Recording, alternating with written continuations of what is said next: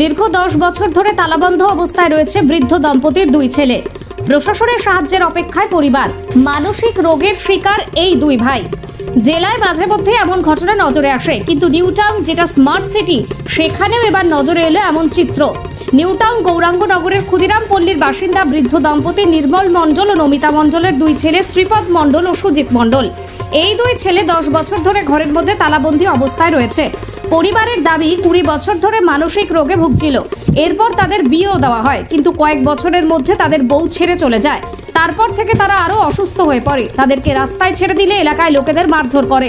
পরিবার তাদের চিকিৎসা করতে থাকে, কিন্তু তারা আরো উগ্র হয়ে ওঠে।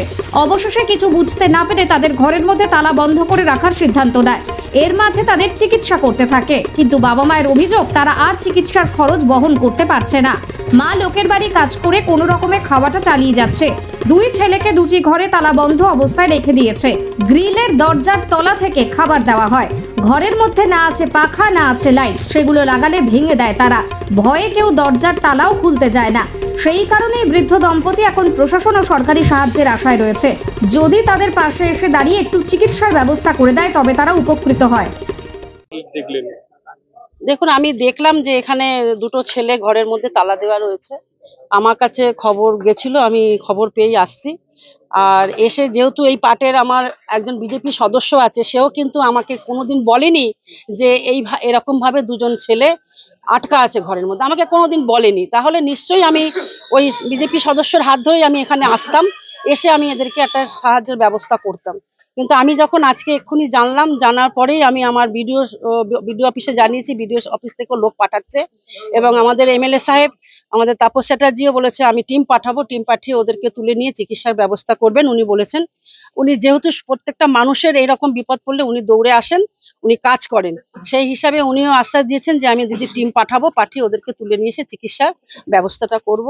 আমরা চাই ছেলে দুটো ভালো হোক এবং সমাজে সবার সঙ্গে আবার সুস্থভাবে মিশুক বা তারা ঘোরাফেরা করুক, এইটা আমরা ভগবানের কাছেও কামনা করি এবং মানুষের কাছেও কামনা করি। আপনারা একটু আশীর্বাদ করবেন ওদেরকে। বৃদ্ধ দম্পতির সাথে কথা বলেন, দুই ছেলেকে সম্বল, তারা আজকে এইভাবে ঘরের মধ্যে তালাবন্ধ হয়ে আছে।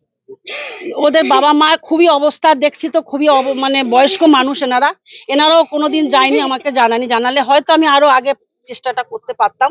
তা আপনি কাঁদবেন না মা, আপনার সঙ্গে আমরা আছি। আমি গৌরাঙ্গনগর প্রত্যেকটা মানুষকে বলে যাবো আপনার সঙ্গে থাকবে, আপনার ছেলেদেরকে হেল্প করবে, এটা আমি ওনাকে আশ্বাস দিতে পারি।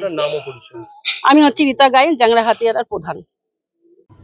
বলছি দাদা, নিউ টাউনের মতো একটা স্মার্ট সিটি, সেখানে দেখা গেল গৌরাঙ্গনগর ক্ষুদিরাম পল্লীতে বৃদ্ধ দম্পতি তাদের দুই যুবককে দীর্ঘ 10 বছর ধরে তারা মানসিক রোগে আক্রান্ত, তাদেরকে গৃহবন্দী করে রাখা হয়েছিল। তাদেরকে তালাবন্দি করে তারা ঘরের মধ্যে দীর্ঘ 10 বছর ধরে বন্দী ছিলেন, এবং তারা এখন সরকারের কাছে আর্জি জানাচ্ছেন, সাহায্যের আর্জি জানাচ্ছেন। কি বলবেন? প্রথমত আপনার কথা আমার আপত্তি আছে, নিউ টাউন স্মার্ট সিটির মধ্যে ওরা পড়ে না, জ্যাংরা হাতিয়ারা গ্রাম পঞ্চায়েত।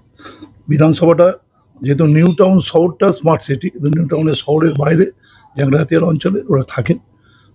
আমরা জানতামও না, আমাদের কাছে খবর দিল হাজার হাজার পেশেন্টকে আমরা ভর্তি করি যাদের আগে। আমি জানতে পারলাম যে দুজনকে এরকম নাকি আছেন, তারা নাকি মানসিক ভারসাম্য। আমি জানতে পেরেই আমাদের প্রধান ওখানে স্পটে যান, আমাদের অঞ্চল সভাপতি ওখানে স্পটে যান, মেম্বারটা স্পটে থাকেন।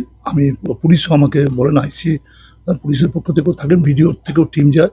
আমি নিজে আমার এখানে যে ডাক সেন্টার আছে, যেখানে এরা হয়, রিয়াক্ট হয়, তাদেরকে আমি গাড়ি দিয়ে সমস্ত ব্যবস্থা দিই, সমস্ত খরচের দায়িত্ব আমি নিয়ে তাদেরকে ভর্তি করেছি। আশা করি তারা সুস্থ হয়ে ফিরবেন। আমরা সমস্ত নাগরিকের কাছে আবেদন করব, যেগুলো জানলে আমাদের আগে বলুন।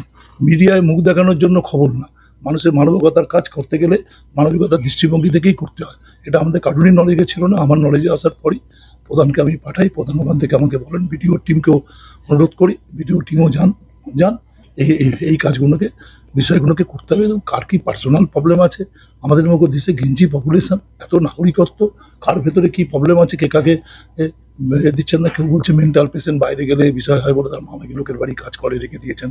যাই হোক, যতই যাক, এই ঘটনাটা জানার সঙ্গে সঙ্গে আমরা প্রকাশনভাবে বিষয়টা করি। আমার নলেজে আসার সঙ্গে সঙ্গে ব্যবস্থা হয়েছে, তারা ভালোভাবে থাকবে, তাদের সমস্ত খরচের দায়িত্ব সংস্থাকে আমরা আমাদের পক্ষ থেকে বহন করা হবে, বিধায়কের মাইনে থেকে বহন করা হবে। আশা করি সুস্থ হয়ে বিষয়টাকে রাখবেন।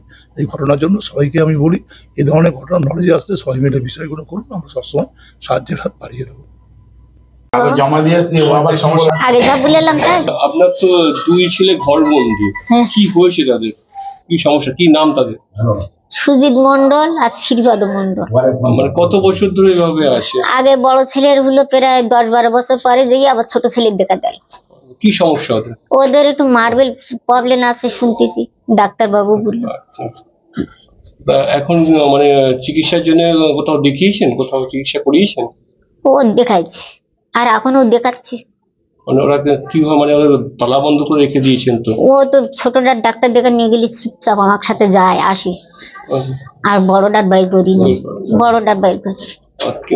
কিভাবে খাওয়া দাওয়া হয়, স্নান খাওয়া দাওয়া কিভাবে করা হয়? ওই চান খাওয়া দাওয়া ওই বলতেই না বালতির করে জল দেয়, ওরা ঘুমিয়ে থাকে তখন ওর বাবা জল দেয় এইটার ঘরে, আর ওইটার ঘরে পাম্প ভেঙে থিয়েছে, ওই দিক থেকে ছাড়া কল, তো কল খুলে দিলে পাইপ দিয়ে জল সেই জলে চান করে বড়টা।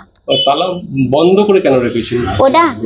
ও কল জল থাকলে জলে আর কেউ ফ্ল্যাটে জল পায় না বলে সব জল ও ফেলে দেয় সারা রাত জুড়ে, তাই কলের বাইরে দিয়ে কলের প্যাঁচটা করে নাকিছি, তাহলে আমার ভাড়াটিরা বলি পারবালে জল ট্যাঙ্কিতে জল। তালা বন্ধ করে কেন রেখেছেন ঘরের মধ্যে? নাকিছি মাথার ব্রেন খারাপ, মানে বাইরে বেরোলে ক্ষতি করতে পারে? হ্যাঁ, বাইরে বেরোলে খেতে পারে। ঘরে আলোও নেই তো? না, ঘরে কোনো আলো টালো কিছু না। আর খাওয়া দাওয়া কিভাবে দেন? হ্যাঁ, খাওয়া দাওয়া কিভাবে দেন? ঘরের তোলা দিয়ে। এখন কি চাইছেন আপনি? এখন চাচ্ছি যে এই শেষ বয়সে এখন যাতে ছেলেপিলে দুটো ভালো হয়, আমরা যদি সবাই থেকে যদি সরকার থেকে ব্যবস্থা করে তাহলে তো আমার ছেলে দুটো একটু ইয়েই পায়, আর তো আমাকে ক্ষমতা নেই দেখার। এতদিন দেখেছি রক্তর বল ছিল, এখন তো আর আমরা তো দেখতে পাবো না, ওপর যে উপায় কি হবে সেটাই তো জানতে পারছি না, সেইটা টেনশন করি আর কিছু। চাইছেন চিকিৎসা দুজনে? হ্যাঁ, দুজনে। আপনার পুরো নাম? আপনার নাম? আমার নাম নবিতা মন্ডল।